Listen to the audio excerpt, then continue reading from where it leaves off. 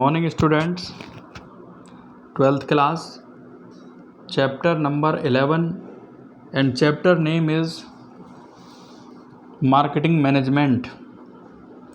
Marketing management में जो topic है टुडेज टॉपिक वो है मार्केटिंग मिक्स।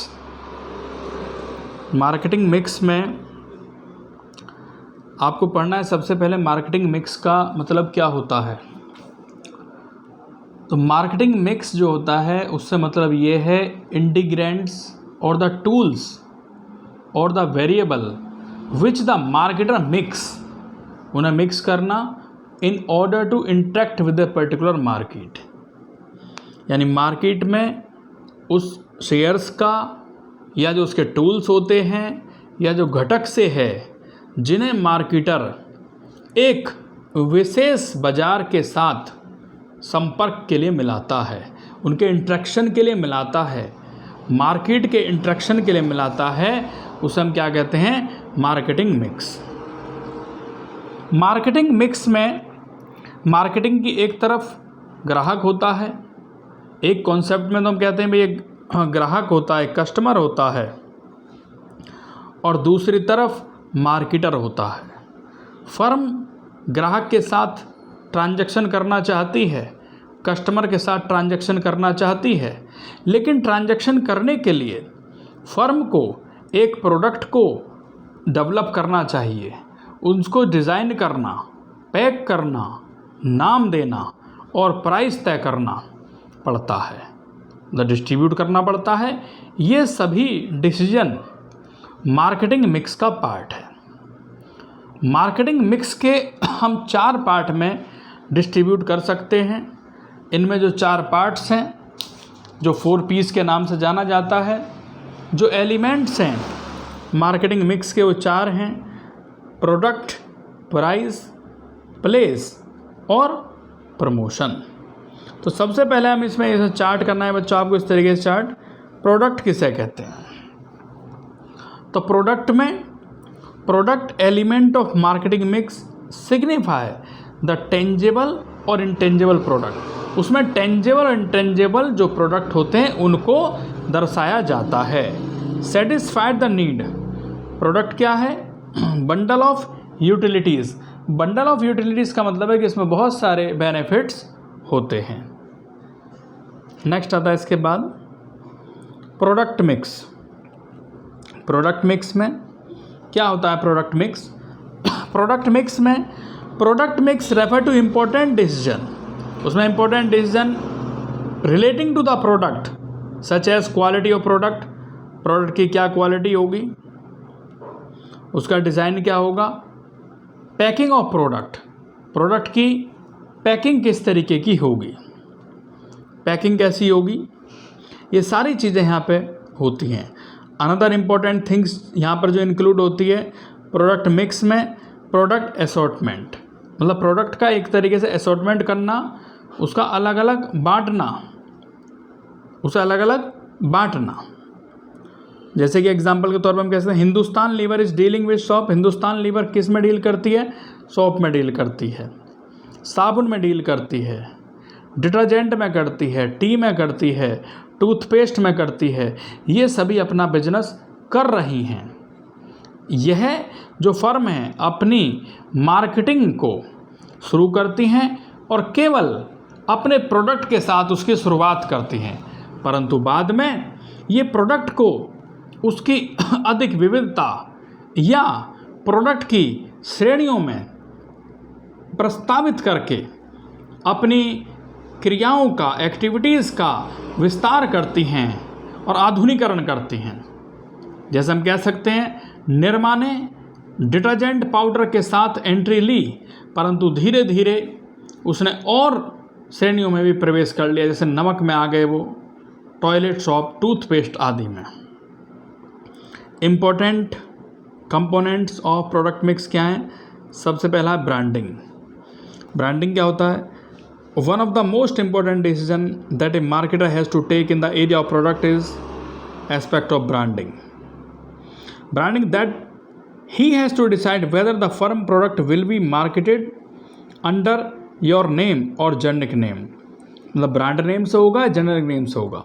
ब्रांड एक प्रोडक्ट की पहचान होता है। यह एक नाम, चिन्ह या डिज़ाइन आदि के रूप में हो सकता है। ब्रांड को डिटरमाइन करने के लिए केवल सेलर या प्रोड्यूसर को पहचानने के लिए किया जाता है, बल्कि अपने प्रोडक्ट को जो कॉम्पिटिटर होते हैं उनकी तुलना में उसे श्रेष्ठ बनाने के लिए भी किया जाता है, बेटर बनाने के लिए भी किया जाता है। ब्रांड एक पहचान चिन्ह से कहीं अधिक होता है। यह परचेज़र की उम्मीदों को सेटिस्फाइड करने और उनकी क्वालिटी को डिलीवर करने का सेलर को एक प्रॉमिस करता है, उन्हें वचन देता है। ब्रांड के साथ हम आसानी से पहचान सकते हैं, जो ब्रांड होता है उसके साथ हम आसानी से पहचान सकते हैं कि एक जो विशिष्ट कंपनी है उससे संबंधित कोई रिलेटेड जो भी प्रोडक्ट है वो कौन से हैं। जब फर्में उसकी क्वालिटी के बारे में अपने प्रसिद्धि को, गुडविल को डेवलप करती हैं, तब जो ब्रांड है वो कस्टमर पर ज़्यादा कंट्रोल करते हैं और ब्रांड विश्वसनीयता डेवलप करने में उनकी हेल्प करते हैं। नेक्स्ट आता है various item related to brand mix. वो कौन कौन से हैं? सबसे पहला आता है ब्रांड। ब्रांड क्या है? Brand is the identification of product, it can be on the name. Brand एक प्रोडक्ट की पहचान होता है। यह नाम, उसका चिन्ह या डिज़ाइन के रूप में हो सकता है। एग्जाम्पल के तौर पर हम कह सकते हैं सर्फ डिटॉल,